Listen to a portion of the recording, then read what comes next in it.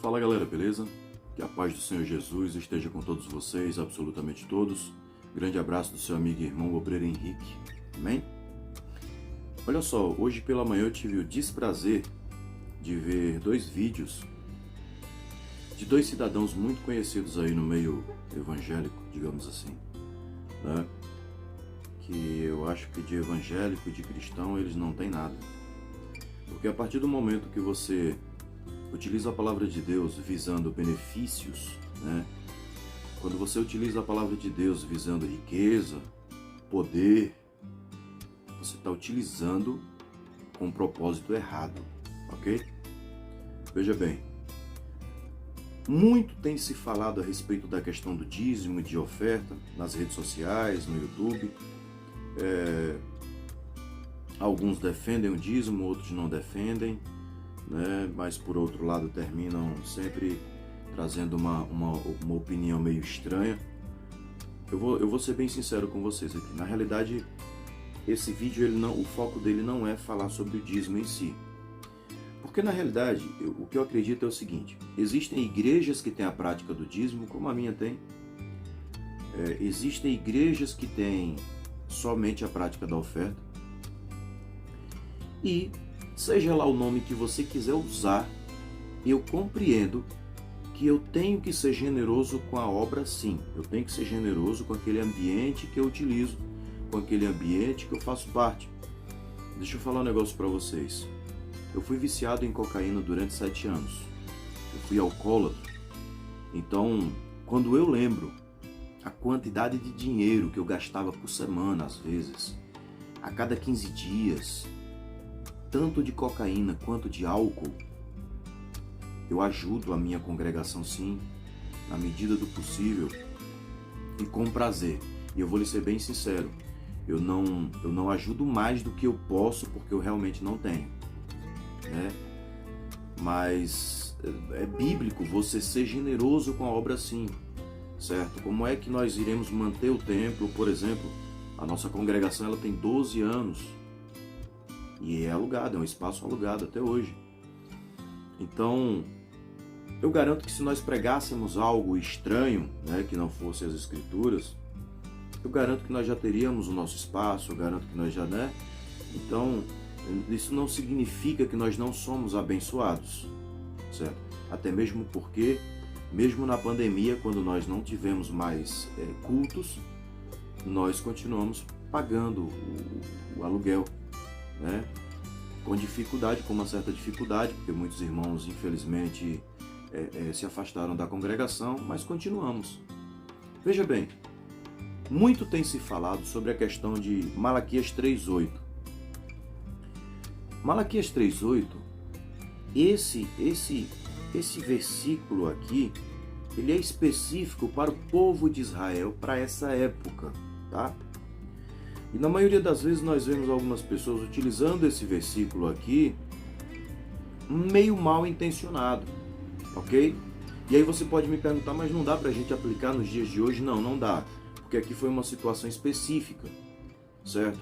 Existem vários vídeos aí no YouTube de vários pregadores muito bons, pessoas muito boas, até bem intencionadas, explicando a respeito de Malaquias 3:8, que diz assim: pode um homem roubar a Deus? Todavia, vós me roubais, e ainda perguntais como te roubamos? Nos dízimos e nas ofertas. Esse versículo aqui ele foi específico para o povo judeu, para o povo de Israel, nessa época, ok? Então eu não posso ficar utilizando esse versículo para tentar fazer com que as pessoas tenham medo e comecem a ofertar mais do que elas devem. Eu não posso oprimir o irmão. Eu não posso incentivar o irmão a dar mais do que ele pode. Volto a dizer para vocês. Ao ofertar, certo, na sua congregação é bíblico. Quando você vai ler Atos dos Apóstolos, você vai ver lá os cristãos vendendo terras, né? Eles vendiam tudo. Patrimônios, gado, tudo quanto era tipo de animal. Para quê? Para eles dividir o dinheiro entre eles, né? Então, por quê entre eles? Para que o reino de Deus avançasse aqui na terra, para que o trabalho missionário fosse feito aqui na terra. Então, graças a Deus, eram muitos seguidores de Cristo naquela época. E eles precisavam de recursos. O próprio Jesus utilizava dinheiro. Judas era o tesoureiro, digamos assim, né? Era ele que tomava conta do dinheiro de Jesus. Então, não adianta a gente ficar, todo pastor é ladrão, não adianta, não adianta.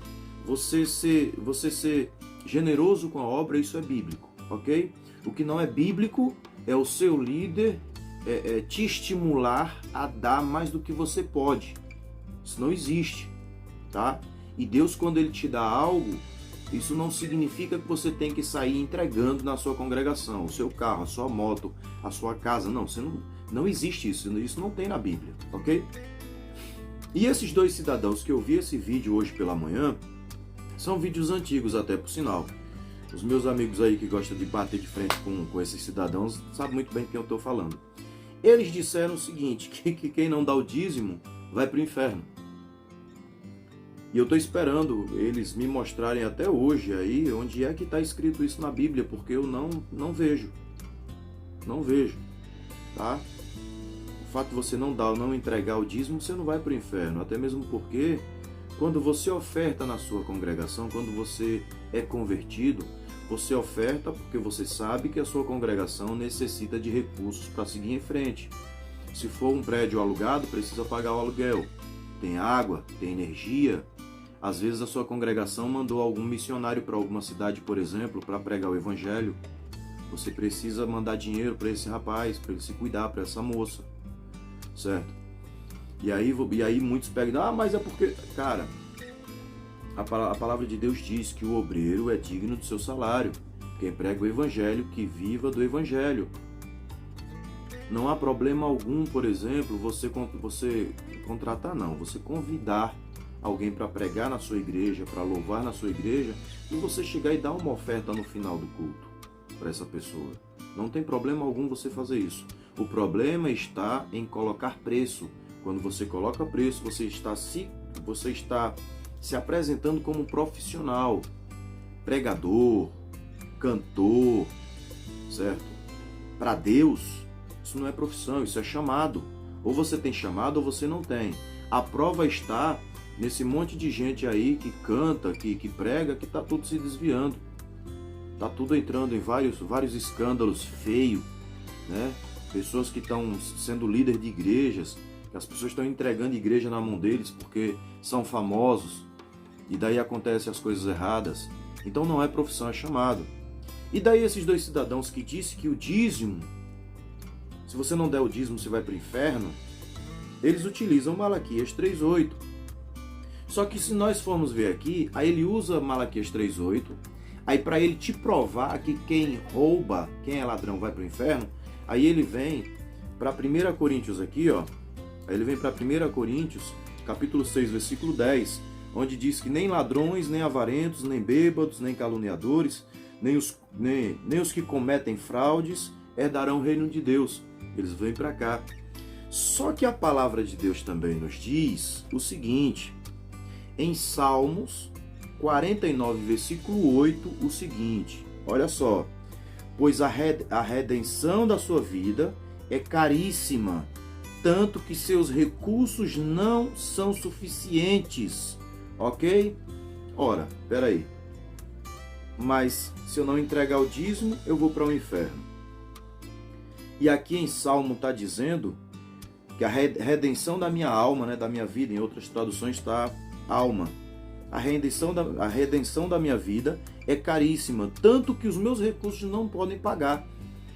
Ou seja, se eu falar para você que se você não entregar o dízimo, você vai para o inferno, então eu estou falando que a sua salvação vale 10% do que você ganha.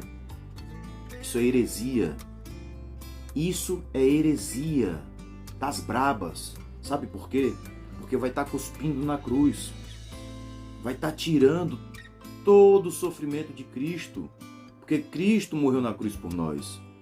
A expiação, então, é pelo dinheiro? Não, a expiação foi pelo sangue de Cristo. Nós somos salvos porque depositamos a nossa fé em Cristo. Somente por isso. Ok? Que Deus abençoe a todos vocês com muita saúde e paz. Grande abraço. Até a próxima.